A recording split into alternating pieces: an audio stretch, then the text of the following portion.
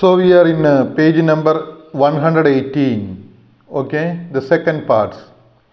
That is, based on the indicators, analyze the given illustration 5.1 and its description and formulate inferences. അതായത് നമ്മളോട് പറഞ്ഞിരിക്കുന്നത് എന്താണെന്ന് ചോദിച്ചാൽ, താഴെ നൽകിയിരിക്കുന്ന ചിത്രീകരണം 5.1 5.1 നമ്മൾ അനലൈസ് ചെയ്തതിന് ശേഷം വിശകലനം ചെയ്ത് നിഗമനങ്ങളിൽ എത്തിച്ചേരൂ എന്നാണ് പറഞ്ഞിരിക്കുന്നത്. ഓക്കെ, നൽകിയിരിക്കുന്ന ചിത്രീകരണം 5.1ൻ്റെ വിവരണം എന്നിവ സൂചികകൾക്കനുസരിച്ച് വിശകലനം ചെയ്ത് നിഗമനങ്ങളിൽ എത്തിച്ചേരുക. അതായത് നമ്മളോട് നിഗമനങ്ങളിൽ എത്തിച്ചേരുവാനാണ് പറഞ്ഞിരിക്കുന്നത്. ഓക്കെ, ഇലുസ്ട്രേഷൻ 5.1 എന്താണ് തന്നിരിക്കുന്നത്? Ovulation and change in the യൂറിറ്റൈൻ വാൾ എന്നുള്ളതാണ് ഇതിൻ്റെ തലക്കെട്ട്. എന്താണ്? അണ്ടോത്സർജനവും ഗർഭാശയത്തിലുണ്ടാകുന്ന മാറ്റങ്ങളും. അതായത് അണ്ടോത്സർജനം, അതായത് എങ്ങനെയാണ് അണ്ഡം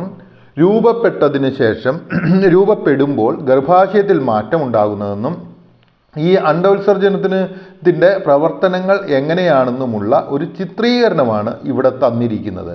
ഇനി സിമ്പിളായിട്ട് പറഞ്ഞാൽ 28 ദിവസമുള്ള ഒരു സ്ത്രീയുടെ പീരീഡിൻ്റെ സൈക്കിളാണ് ഇവിടെ തന്നിരിക്കുന്നത്. മെൻസ്ട്രൽ സൈക്കിളാണ് നമുക്ക് ഇവിടെ തന്നിരിക്കുന്നത്.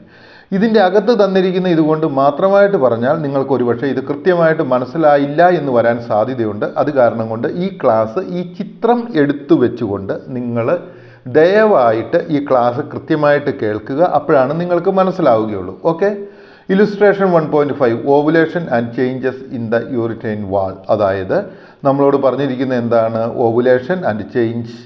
Illustration 5.1 ovulation and change in the യൂറിറ്റൈൻ വാൾ എന്ന് വെച്ച് കഴിഞ്ഞ് കഴിഞ്ഞാൽ എന്താണ്? അണ്ടോത്സർജനവും ഗർഭാശയ ഭിത്തിയിൽ ഉണ്ടാകുന്ന മാറ്റങ്ങളും എന്നതിനെക്കുറിച്ചാണ്. ഓക്കെ, ഇനി നമ്മൾ അത് പഠിക്കുവാനായിട്ട് പോവുകയാണ്. അല്പം ഡീറ്റെയിൽ ആയിട്ടാണ് പറഞ്ഞു തരുന്നത്, ശ്രദ്ധിക്കുക. ഒന്നാമത്തെ കാര്യം, the menstrual cycle is the process through which woman's body prepares for pregnancy. അപ്പോൾ ആദ്യമേ നിങ്ങൾ മനസ്സിലാക്കുക എന്താണ് മെൻസ്ട്രൽ സർക്കിൾ. മെൻസ്ട്രൽ സർക്കിൾ എന്ന് പറഞ്ഞാൽ ഒരു സ്ത്രീയുടെ ശരീരം എന്തിനാണ്? ഗർഭം ധരിക്കുന്നതിന് വേണ്ടി പ്രിപ്പയർ ചെയ്യുന്ന പ്രവർത്തനത്തെയാണ് എന്ത് പറയുന്നത്? മെൻസ്ട്രൽ സർക്കിൾ എന്ന് പറയുന്നത്. ഓക്കെ, once a month, അതായത് മാസത്തിലൊരിക്കൽ, the female body grows a new uterine lining. അതായത് ഒരു മാസത്തിൽ ഒരു പ്രാവശ്യം ഒരു സ്ത്രീയുടെ ശരീരം എന്ത് ചെയ്യുന്നു? ഗ്രോസ്, വളർത്തുന്നു. എന്താണ്? A new uterine lining. Uterine lining എന്ന് വെച്ചാൽ ഗർഭപാത്രത്തിൻ്റെ അകത്ത് ശിശു വളരുന്നതിന് വേണ്ടിയിട്ട് ആവശ്യമായ രീതിയിലുള്ള മാറ്റങ്ങൾ വരുന്ന ആ ഒരു മെംബ്രെയിൻ രൂപപ്പെടുത്തുന്നതിനെയാണ് യൂട്ടിറൈൻ ലൈനിങ് എന്ന് പറയുന്നത്. Okay, it means the uterus is ready to receive and nourish the fertilised egg. അതായത് ഒരു പ്രാവശ്യം ഈ സ്ത്രീക്ക് മെൻസ്ട്രൽ സർക്കിളിൽ ആ ഫീമെയിൽ ബോഡിയിൽ യൂട്രൈൻ ലൈനിങ് വരുമ്പോൾ എന്താണ് നാം അർത്ഥമാക്കേണ്ടത്? ആ ഫീമെയിൽ, അതായത് ആ സ്ത്രീയുടെ ശരീരം എന്തിന് തയ്യാറായിട്ടാണ് നിൽക്കുന്നത്? ഒരു റിസീവ് ആൻഡ് നറിഷ് ഫെർട്ടൈൽഡ് എഗ്, അതായത് ഒരു ഫെർട്ടിലൈസ് ചെയ്യപ്പെട്ട ഒരു എഗ്ഗിനെ നറീഷ് ചെയ്ത് വളർത്തിക്കൊണ്ട് ഒരു മനുഷ്യനെ സൃഷ്ടിക്കുക അല്ലെങ്കിൽ ജന്മം നൽകുന്നതിന് വേണ്ടിയിട്ട് പ്രാപ്തമാകുന്നു എന്നാണ് ഇവിടെ പറഞ്ഞിരിക്കുന്നത്. If an egg is not fertilised, ഇവിടെ ഈ ഫെർട്ടിലൈസേഷൻ എന്ന് വെച്ചാൽ എന്താണെന്ന് മനസ്സിലാക്കണം. അതായത് ഒരു എഗ്ഗ്, അതായത് സ്ത്രീയിൽ നിന്ന് വരുന്ന ഒരു അണ്ഡവും പുരുഷനിൽ നിന്ന് വരുന്ന ബീജം അല്ലെങ്കിൽ സ്പേമും കൂടിച്ചേർന്ന് അത് സെല്ലായിത്തീരുന്നതിനെയാണ് നമ്മൾ ഫെർട്ടിലൈസേഷൻ എന്ന് പറയുന്നത്. ഓക്കെ, അപ്പം if an egg is not fertilised, ഒരു എഗ് ഫെർട്ടിലൈസ് ചെയ്യപ്പെട്ടില്ലെങ്കിൽ ദ യൂട്രസ് ഷെഡ്സ് ദ യൂറിറ്റൈൻ ലൈനിങ്. എന്ത് സംഭവിക്കും? ആ യൂട്രസിന് എന്താണ് സംഭവിക്കുന്നത്? യൂറിറ്റൈൻ ലൈനിങ്ങിനെ അത് ഉപേക്ഷിക്കും എന്നാണ് പറയുന്നത്. അതായത് അത് പിന്നെ അവിടെ ആവശ്യമില്ല, കാരണം ആ എഗ്ഗിനെ അവിടെ ഫെർട്ടിലൈസ് ചെയ്ത് വളരുവാനായിട്ട് സാധിക്കുന്നില്ല. And the woman experiences menstrual bleeding or her period. അങ്ങനെ ആ യൂട്രൈൻ ലൈനിങ് ഉപേക്ഷിക്കുമ്പോൾ ബ്ലഡും അതുപോലെയുള്ള കോശങ്ങളും ഒക്കെ ആയിട്ട് പുറത്തേക്ക് വരും. അങ്ങനെ പുറത്തേക്ക് വരുന്ന ഇത് ബ്ലഡ് ആയിരിക്കും, അതുപോലെ കോശങ്ങളായിരിക്കും. ഇതിന് പറയുന്ന പേരാണ് മെൻസ്ട്രൽ ബ്ലീഡിങ്, അല്ലെങ്കിൽ ആ സമയത്തിന് പറയുന്ന പേരാണ് ആ വുമൺ ഈസ് എക്സ്പീരിയൻസിങ്. ആ ഒരു വുമണിന് എന്ത് ചെയ്യുന്നു?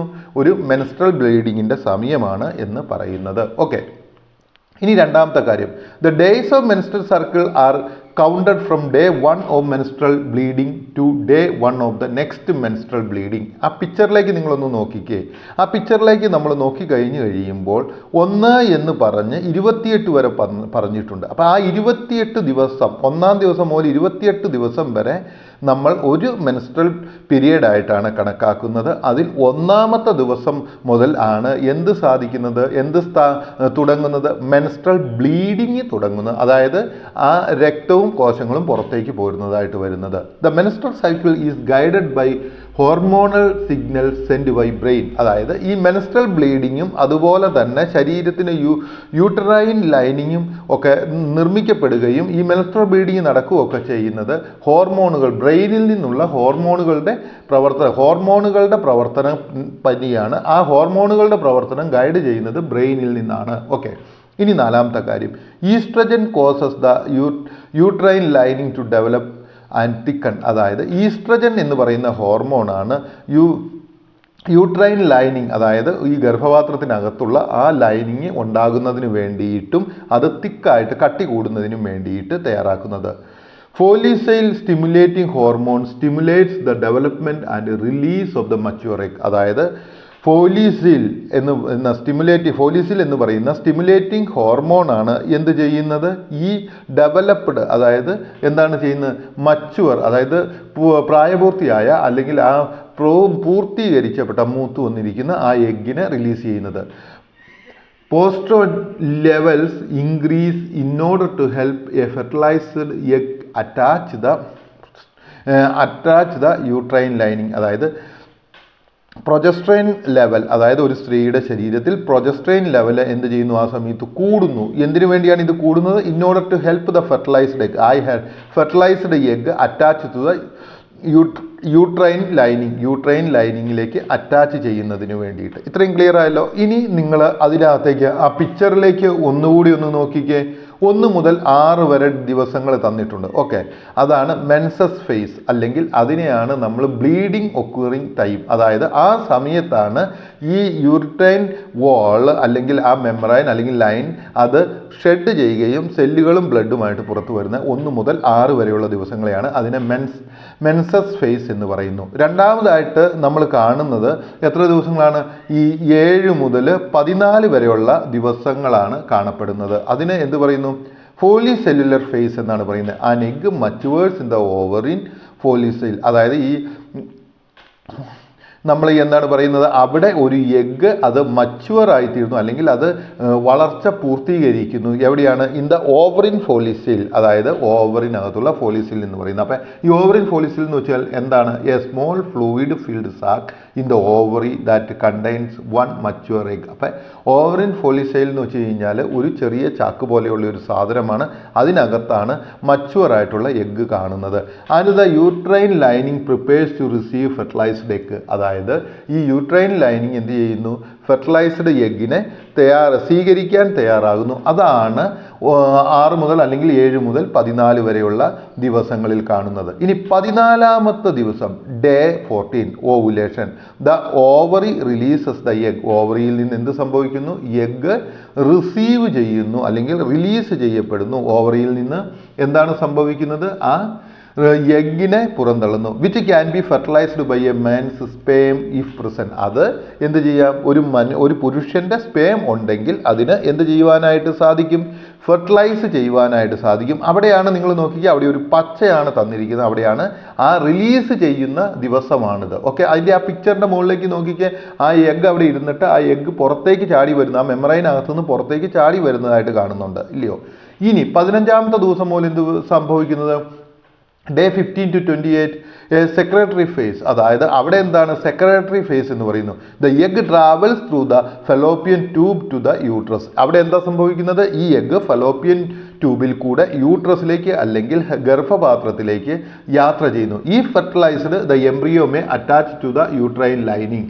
അതായത് ആ സമയത്ത് ഈ എഗ്ഗ് ഫെർട്ടിലൈസ് ചെയ്യപ്പെട്ടിട്ടുണ്ടെങ്കിൽ യൂട്രൈനിങ് ലൈനിങ്, അതായത് യൂട്രസിൻ്റെ അകത്തുള്ള ആ ലൈനിങ്ങിലേക്ക് അറ്റാച്ച് ചെയ്യപ്പെടും. And the woman will become pregnant. അങ്ങനെ ആ സ്ത്രീ ഗർഭിണിയായി തീരും. If the egg is not fertilised, നിങ്ങൾ ഓർക്കുക, ആ എഗ്ഗ് ഫെർട്ടിലൈസ് ചെയ്തിട്ടില്ലെങ്കിൽ the uterine lining will shed and the cycle will begin again. എന്ന് സംഭവിക്കും? ആ യൂട്രൈൻ ലൈനിങ് പുറന്തള്ളപ്പെടും. ഒന്നാമത്തെ ദിവസം സംഭവിച്ചതുപോലെ തന്നെ ആ കോശങ്ങളും ബ്ലഡുമായിട്ട് പുറത്തള്ളപ്പെടും. So menstruation has 4 phases in the menstrual phase. അപ്പോൾ നമ്മൾ മനസ്സിലാക്കുക മെൻസ്ട്രേഷന് 4 phases. The follicular phase, the ovulation phase and the secretory face.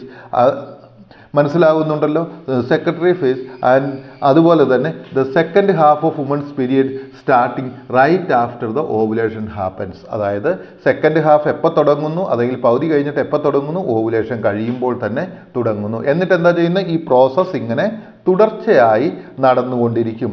എനിക്ക് തോന്നുന്നു നിങ്ങൾക്ക് ഈ പാഠഭാഗം മനസ്സിലായെന്ന്. ഈ പിക്ചർ എടുത്തു വെച്ചിട്ട് നിങ്ങളിത് പഠിച്ചു കഴിഞ്ഞാൽ മാത്രമാണ് അത് കൃത്യമായിട്ട് മനസ്സിലാവുകയുള്ളൂ.